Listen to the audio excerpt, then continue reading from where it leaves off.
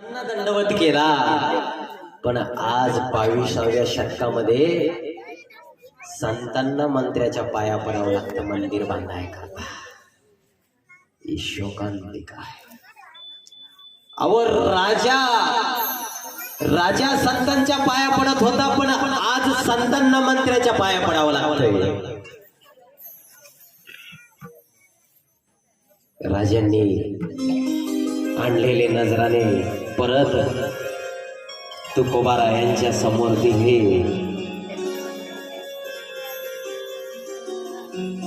जगद्गुरु तुकोबाराय परत म्हणाले राजांना पाहून, काय दिला ठेवा आम्हा विठ्ठलची व्हावा, तुम्ही कळ देती उधार साठी परसाची गार, जीव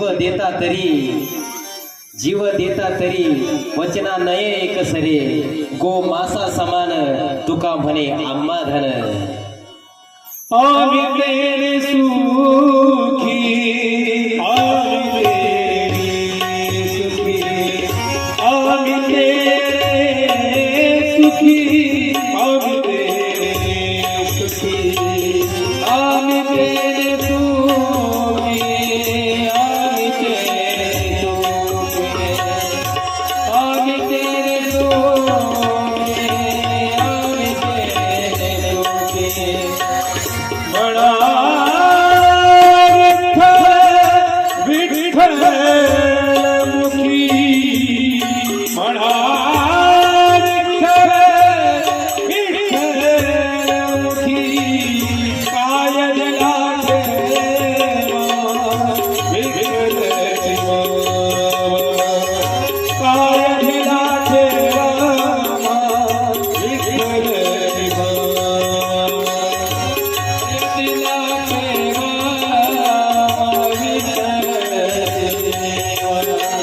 काय दिला ठेवा विठ्ठल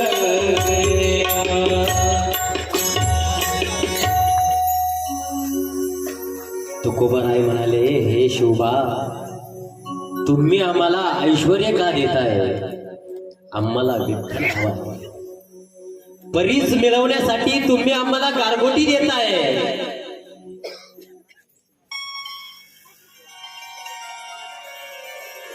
राजांना जगद्गुरु तुकोबारायांनी भरपूर आशीर्वाद दिला, उपदेश दिला.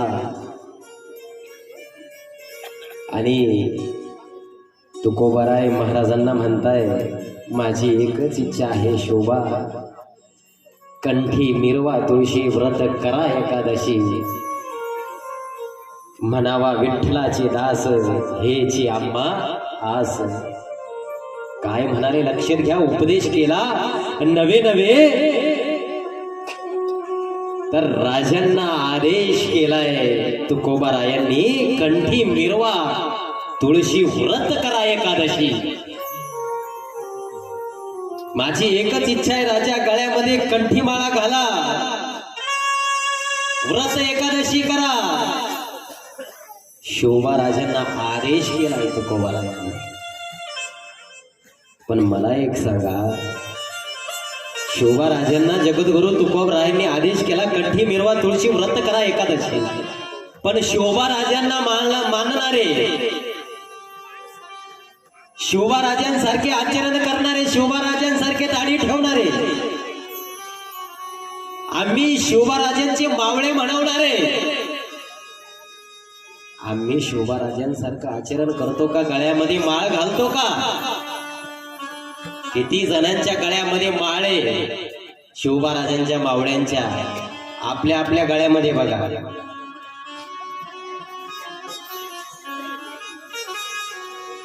उपदेश केला होता जगद्गुरु तुकोबारायांनी, कंठी मिरवा तुळशी.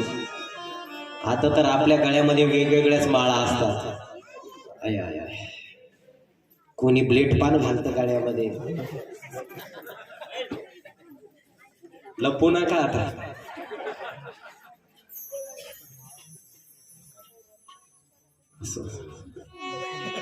आणि मग शोभा राजे जगद्गुरु तुकोबारायांची भेट घेऊन परत जातात.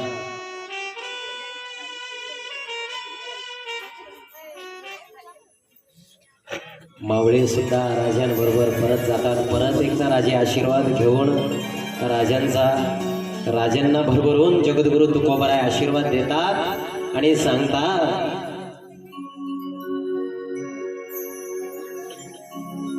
पंढरीशी पांडुरंग तुम्हाला यश देईल स्वराज्य कार्यामध्ये. स्वराज्याचे कार्य तुमच्या हातून हो. आणि शोभाराजे एकदा जगद्गुरु तुकोबाराय विठ्ठल नामस्मरणामध्ये दंग होतात. विठ्ठल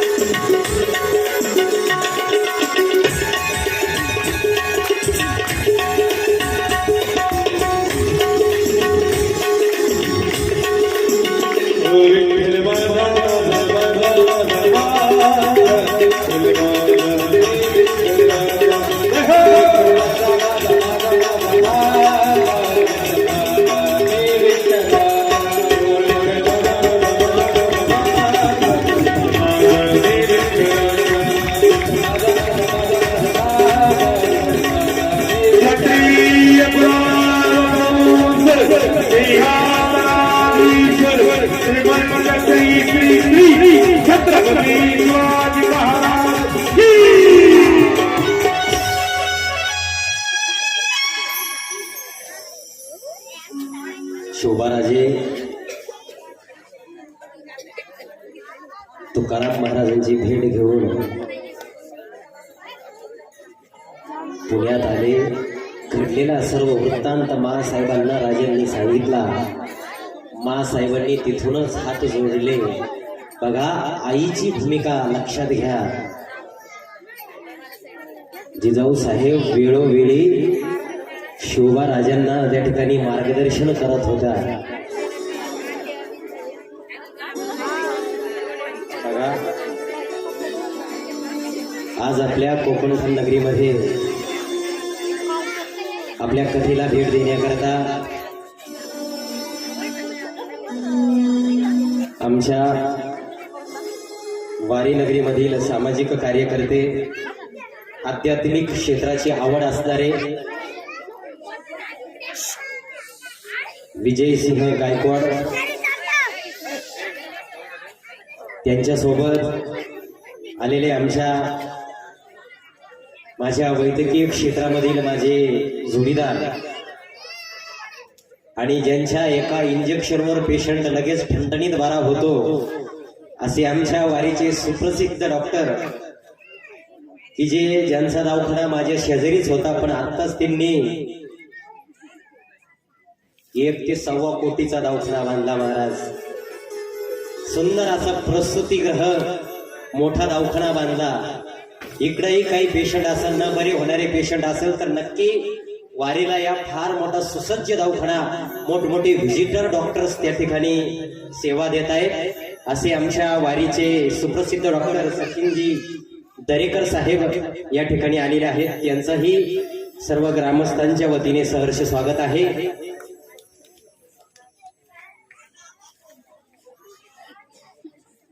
तसेच सवंसर गावचे ग्रामपंचायत सदस्य तुषार भाऊ भारते यांचं सुद्धा शुभ आगमन आहे, त्यांचं सुद्धा सहर्ष स्वागत आहे. सर्वांनी टाळ्यांच्या गजरात या सर्व अतिथींचं स्वागत करायचं आहे. त्याचबरोबर आमच्या सोमय्या ऑर्गॅनिक केमिकल मध्ये कृषी खात्यामध्ये कार्यरत असणारे शेतकरी म्हणजे जिव्हाळ्याचा विषय, असे कृषी खात्यामध्ये कार्यरत असणारे आमचे काकाश्री की ज्यांचा नेहमी आशीर्वाद माझ्या सोबत असतो, असे आमचे वसंतराव टेके पाटील यांची सुद्धा उपस्थिती आहे. त्याचबरोबर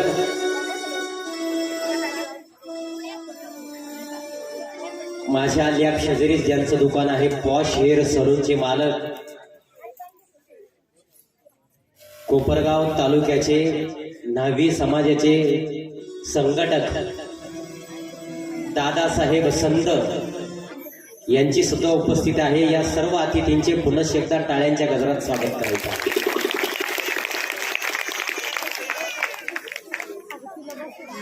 त्याचबरोबर आमचे बंधू आमच्या रामेश्वर देवस्थान ट्रस्टचे अध्यक्ष की ज्यांच्या काळामध्ये खूप असं मंदिराचं काम होतंय आणि ज्यांच्या काळात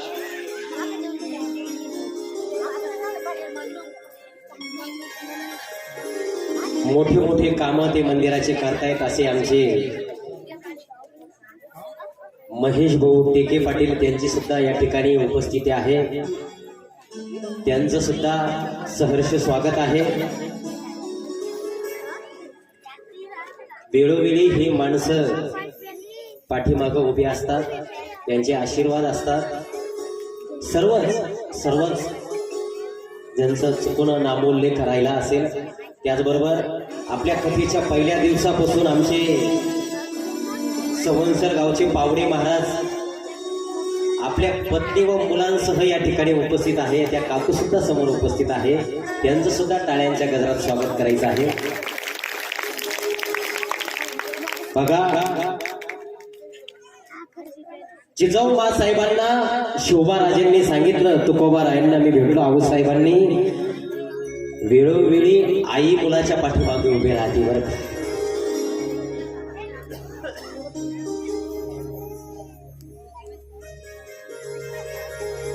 जगद्गुरु तुकोबारायांनी शिवरायांना उपदेश केला, कंठी तुळशी माळ धारण करा.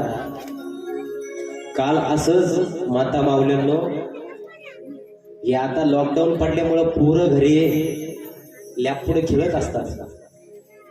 त्यातल्या एकाला मी सांगितलं,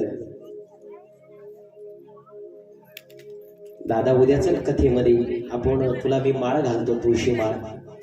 तुम्हाला काय म्हणाला माहिती का महाराज? पुष्पराज मैं झुकेंगा नाही साला. याला झालं तर काय, पिक्चर पाहिला होता तो चालू आहे ना का पुष्पा, माळ नाही घालणार म्हणे, झुकेंगा नाही म्हणजे नेमकी काय माझी म्हणतो का पितो काय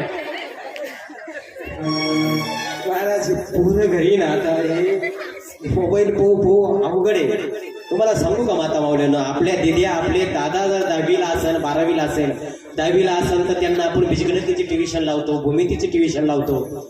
12वीला असेल सायन्स तर फिजिक्स केमिस्ट्रीची ट्युशन लावतो.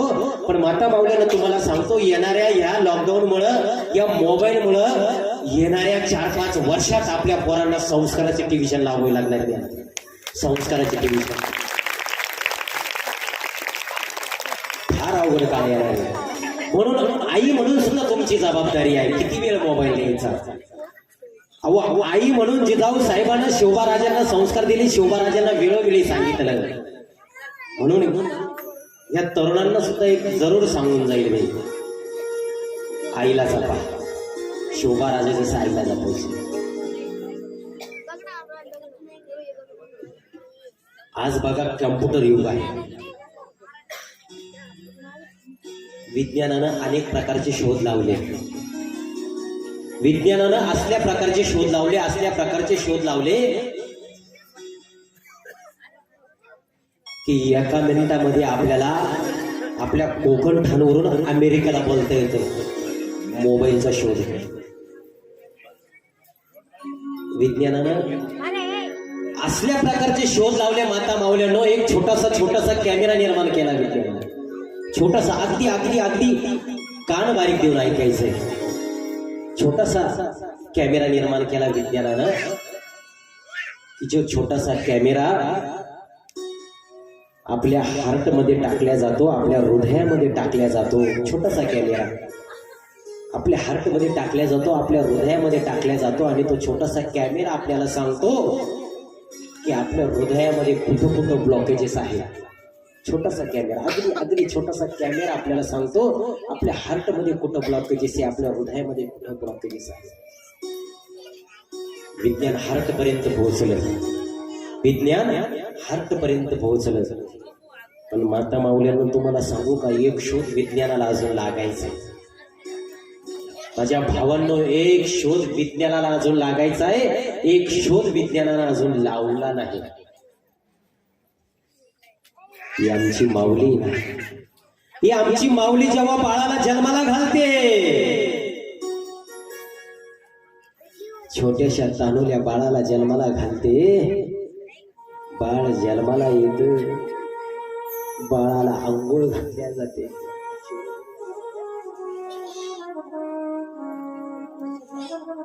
बाळाला जन्माला घातल्यानंतर बाळाला आंघोळ घालण्यात येते. आंघोळ घातल्यानंतर त्या छोट्याशा तानुल्या बाळा त्यामध्ये गुंडाळण्यात येतं. छोटस बाळ, एक ती नाजूक बाळ असतं. जन्माला आल्यानंतर त्या छोट्याशा बाळा त्यामध्ये गुंडाळण्यात येतं आणि त्या बाळा त्यामध्ये गुंडाळल्यानंतर आईपाशी आणण्यात येतं. त्या बाळाला आईपाशी आणल्यानंतर त्या बाळाला आईच्या हातामध्ये देण्यात येतं आणि ती माऊली त्या छोट्याशा बाळाला आपल्या हातामध्ये घेते. तानुल्या बाळाला आपल्या हातामध्ये ते तानुल्या बाळाला घेते आणि आपल्या दोन्ही हातामध्ये घेतल्यानंतर त्या छोट्याशा बाळाला आपल्या उर्रापाशी लावते आणि त्या छोट्याशा बाळाला आपल्या उर्रापाशी लावल्यानंतर त्या माऊलीच्या सर्व अंगातून रक्त सळसळायला लागतं. सर्व अंगातून रक्त सळसळायला लागतं आणि ते सळसळणारं रक्त उर्रामध्ये शिरतं आणि ते रक्त उर्रामध्ये शिरल्यानंतर त्याचं दूध कसं बनतं ना, याचा शोध विज्ञानाला अजून लागायचा आहे. त्याचा शोध विज्ञानाला अजून लागला नाही. ते सळसळणारं रक्त उरामध्ये शिरल्यानंतर त्याचं दूध कसं बनतं ना, हा शोध विज्ञानाला अजून लागला नाही. हा शोध विज्ञानाला अजून लागायचा आहे. लक्षात घ्या. रक्त जाळते ती माऊली आपल्या तानुल्या बाळा करता. रक्त जाळते, लक्षात घ्या.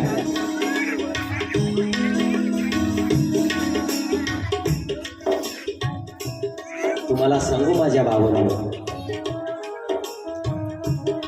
तुम्हाला वाढवण्याकरता, तुम्हाला मोठं करण्याकरता ही माऊली रक्त जाळते. लक्षात घ्या. विज्ञान सांगतं जेव्हा 2 थेंब रक्ताचं बलिदान जेव्हा ही आई करते ना, 2 थेंब रक्ताचं बलिदान जेव्हा ही आई करते, तेव्हा 1 दुधाचा थेंब तुमच्याकरता तयार करते. ती रक्त पिलेल्या माझ्या सर्व भावांना विनंती आहे, आपल्या आई बापाला अंतर देऊ नका. खूप मोठे व्हा.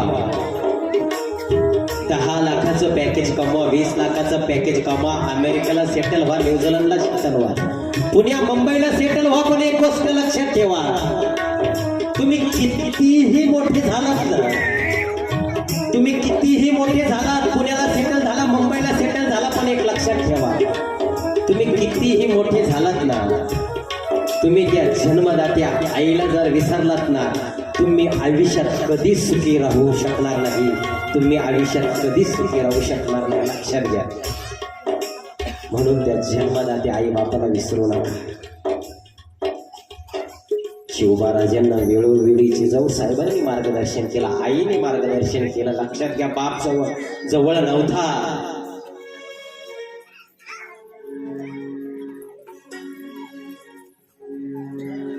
राजांनी इकडं जो मुरादला पत्र व्यवहार केला होता ना, त्याचं उत्तराची राजे वाट पाहत होते. इकडे अहमदाबादचा एक दिवस खलिता आला आणि राजांचा मुरादचा पत्र व्यवहार चालू झाला. आदिलशहाला ही वार्ता कळाली. शहाजी राजांना कैद केलं होतं ना, आदिलशहाला ही वार्ता कळाली आणि ही वार्ता समजताच अहो तो आदिलशहाला अर्धांग वायूनं तो आदिलशहा आजारी पडला. कारण दिल्ली दरबाराचं पत्र आदिलशहाला गेलं होतं, शहाजी राजांना सोडा.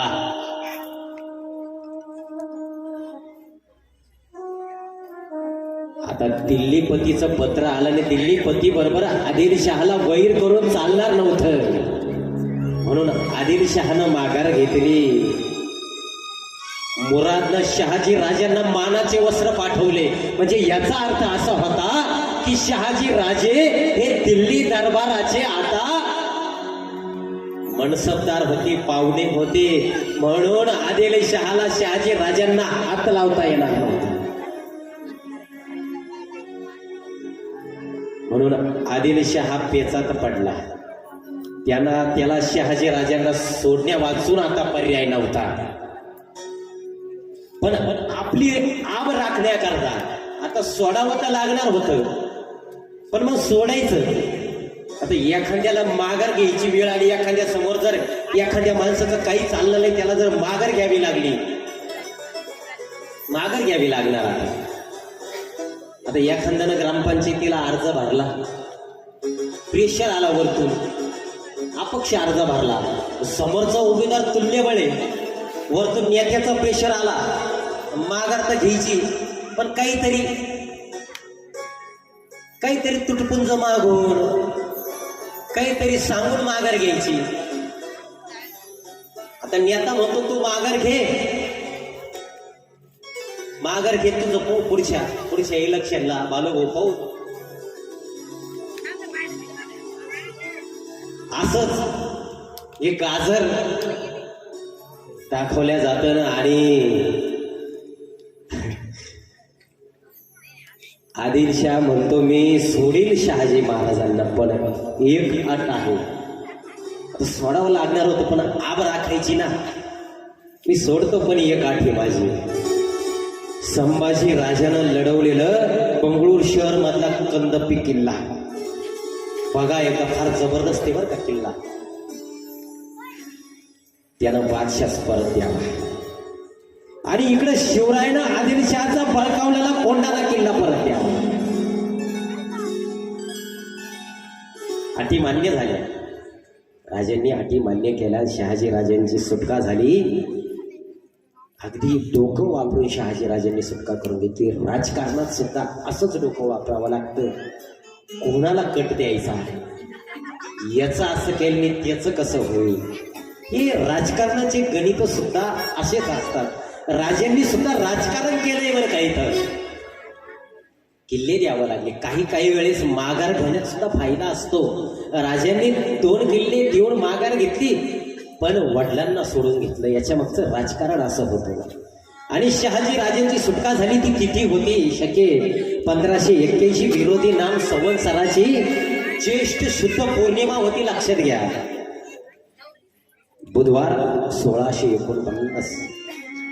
शहाजी राजांच्या आज्ञेप्रमाणे महाराजांनी तो कोंडाणा किल्ला देऊन टाकला.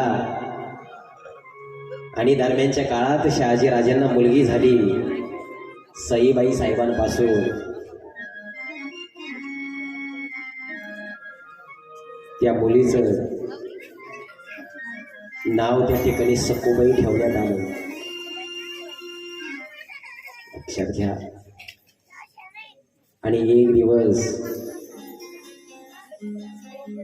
शहाजी महाराजांनी आपले विश्वासू कोंडाजी जेधे यांना शिवरायांच्या संगतीत पाठवलं व त्यांच्याबरोबर सोयराबाईंना सुद्धा पाठवलं. जे सोयराबाईंबरोबर बंगळूरला दुसरं लग्न झालं होतं राजांचं. आणि महाराज एक दिवस शिखर शिंगणापूरला दर्शनाकरता गेले. तिथे त्यांचे मेवणे होते.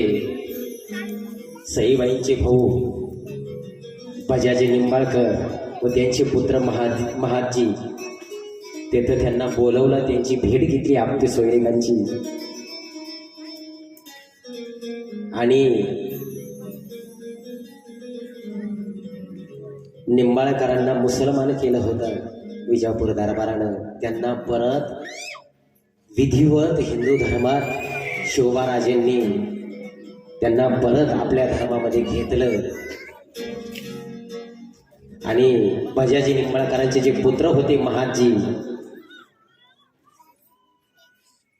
त्यांच्याबरोबर आपल्या मुलीचा विवाह राजेंनी लावून दिला.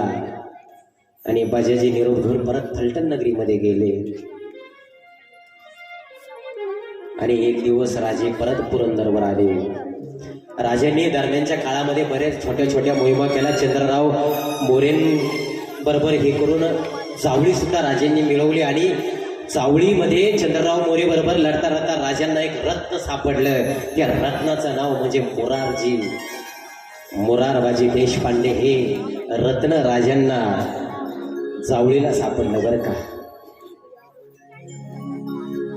आणि तो चंद्रराव मोरे जावळीमधून पळून जाऊन तो आपल्या बायका मुलांसह राजांनी जेव्हा जावळी काबीज केली ना, तेव्हा यशवंतराव हा, प्रतापराव ही त्यांना पदवी होती बरं का. यशवंतराव हा आपल्या बायका मुलांसह पळून जाऊन रायरीवर लपून बसला. आता रायरी नाव लक्षात घ्या बरं का. रायरीवर लपून बसला. रायरीच्या बाहेर तो काय पडना. धान्य गडावर असणारी धान्य सामग्री संपत आली. आणि यशवंतरावांनी बिनविरोध रायरी राजांच्या ताब्यात सुपूर्द केला. रायरी राजांच्या ताब्यात आला. ती किती होती? भाद्रपद वद्य 1578 रोजी. आणि राजेंनी रायरीचं नाव बदलून रायगड ठेवलं. आणि दरम्यानच्या काळात राजांच्या इतर 3 घराण्यांशी राजांच्या सोयरिका झाल्या बरं का. भाद्रपद शुक्ल षष्टीला 15 ऑगस्ट 1656. आणि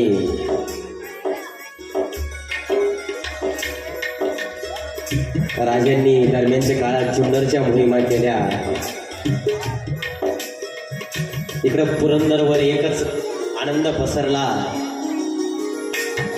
दिवसामागून दिवस जात होते. पुरंदर किल्ल्यावरती आनंद झाला की सईबाई राणी साहेबांना प्रसूती होऊन पुत्ररत्न प्राप्त झालं. पहिला थोरला गादीचा वारसदार, पहिला मुलगा जन्माला आला. आणि बारशाच्या दिवशी मुलाचं नाव संभाजी ठेवण्यात आलं. संभाजी राजे जन्माला आले त्यावेळेस तीत होती श्री नृपशालिवाहन शके 1579. हेमलांबी नाम हेमलांबी. संवत्सर ज्येष्ठ शुद्ध द्वादशी घटिका 10.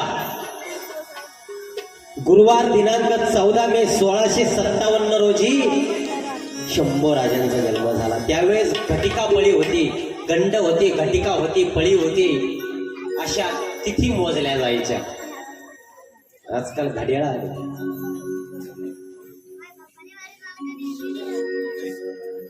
पहिला मुलगा जन्माला आला त्यावेळेस सईबाई साहेबांना प्रचंड अशक्तपणा आला होता.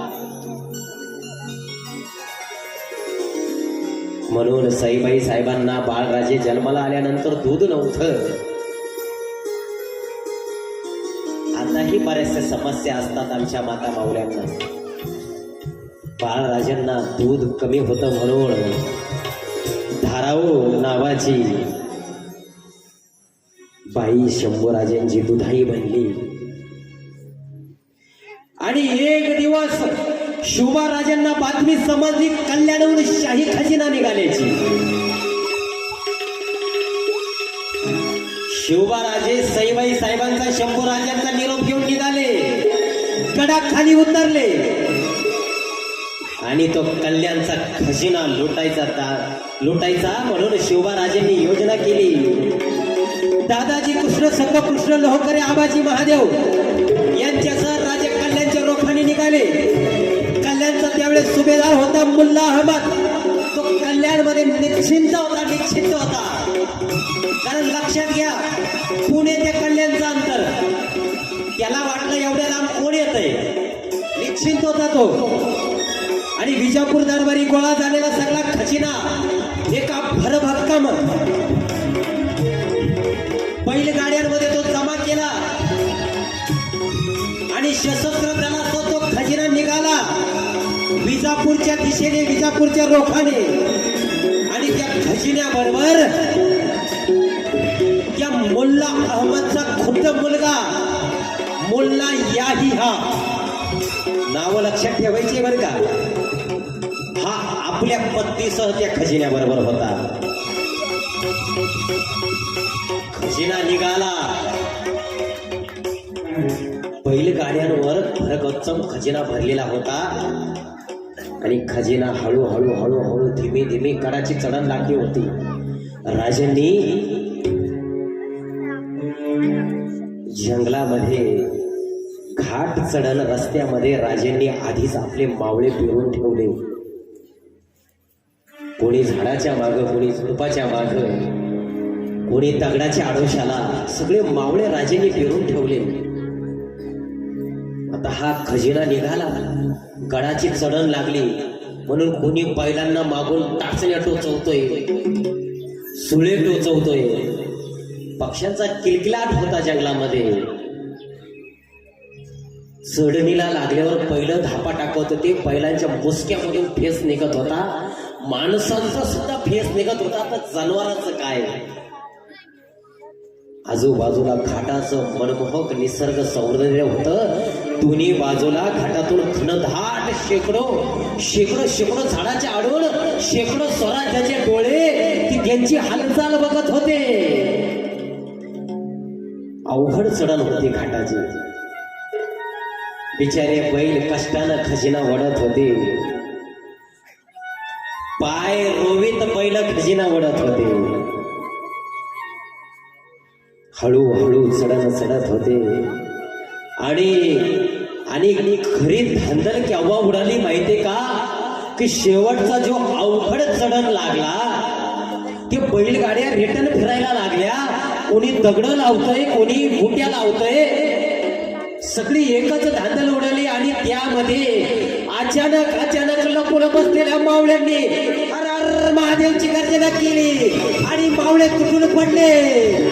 एकच कापाकापी चालू झाली.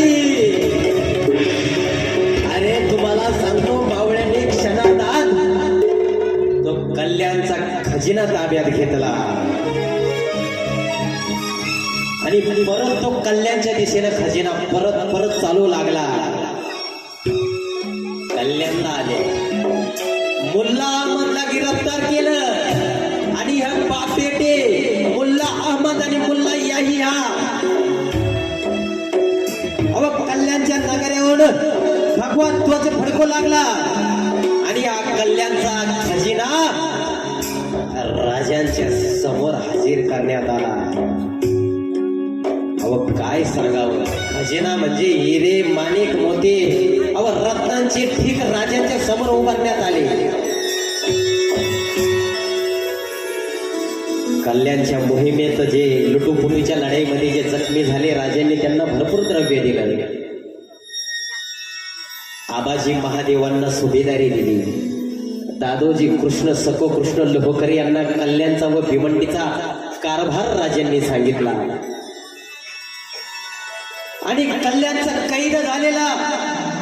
कैद केलेला सुभेदार मुल्ला अहमद व त्याचा मुलगा मुल्ला याहिया याला राजांच्या समोर उभा करण्यात आलं. राजे सदैवर बसलेले होते, राजे तिथे बसलेले होते. राजांनी एक कटाक्ष दोन्ही सरदाराकडे बघितलं. दोन्ही सरदार आपली आपली नजर जमिनीवरती टोकून आमच्या नजरेनं उभे होते. त्यांना वाटलं आता आपली खैर नाही, अब तो जान से ही जाएंगे. अरे इस सेवा के बारे में तो मनात विचार करता झाला मुल्ला अहमद. अरे इस काफर सेवा के बारे में हमने सुना था, लेकिन पहले मरतबा सेवा को देख रहे हैं हम. इंशाअल्लाह अब नहीं बचेंगे, अब नहीं बचेंगे. ये मराठे, ये काफर है मराठे, छोड़ेंगे नहीं, हमें छोड़ेंगे नहीं इंशाअल्लाह. दोन्ही बाप बेटे खाली नजर टाकून बघत होते.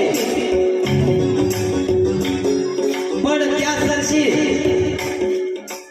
आबाजींना राजेंनी सांगितलं, आबाजी मोकळं करा, यांना मोकळं करा, सोडून द्या. अहो चकित झाले ना ते बाप बेटे. अहो साक्षात मृत्यू समोर उभा आहे आणि शिवबा सांगतोय सोडून द्या.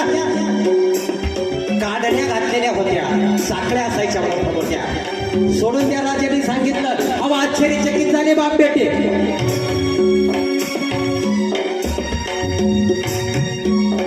त्यानंतर आबाजी सोनदेव पुढे आले. आबाजी म्हणाले, राज कल्याणचा खजिना तर तुम्हाला दाखवला राज, पण एक नजरानं अजून राहिलाय राज. कोण बोलतोय? आबाजी सोनदेव सांगताय. राज एक चीज तुमच्या समोर पेश करायची. राजे म्हणाले, पेश करा. आणि आबाजी सोनदेवानं त्या कल्याणच्या लुटीमध्ये मुसलमानी वेश परिधान केलेली ती युवती, एक युवती राजांसमोर पेश केली, उभी केली.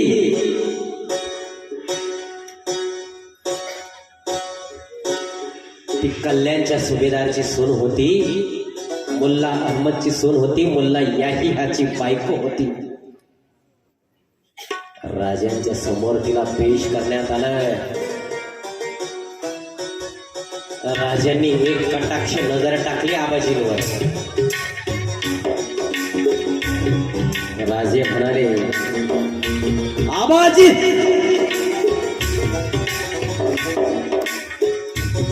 ही जी मुलगी तुम्ही माझ्या समोर पेश केली ना, काय करावं इथं? सांगा काय करावं आम्ही इथं, असं तुम्हाला वाटतंय? सांगा काय करावं? आबाजी म्हणाले, महाराज.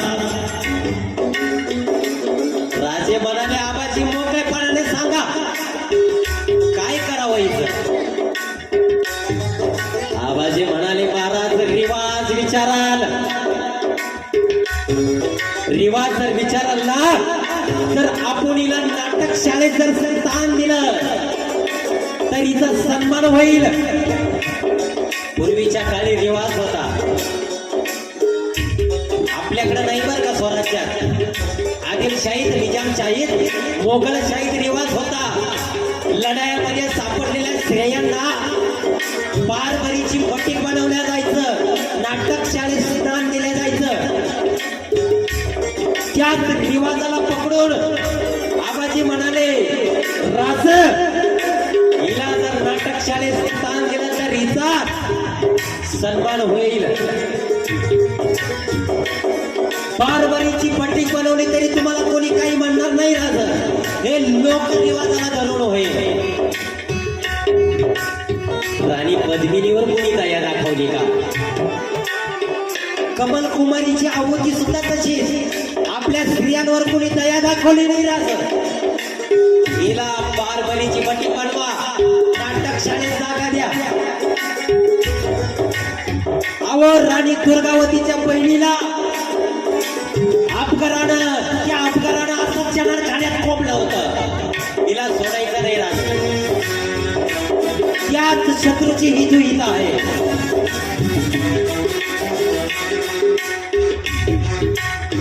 राजा तुम्हाला कोणी नाव